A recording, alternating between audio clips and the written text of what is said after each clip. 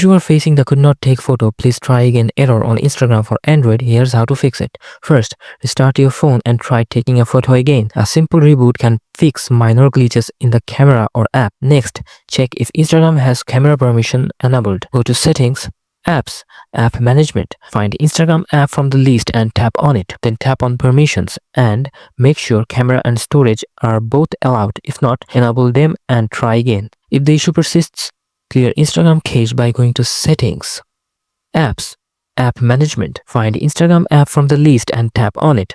Storage, then tap Clear Cache. This removes temporary files that may be causing the error. Also, make sure your default camera app is working properly by opening it separately and taking a photo. If your phone's camera app crashes or doesn't respond, restart your device and check for software updates in Settings, then find Software Update option.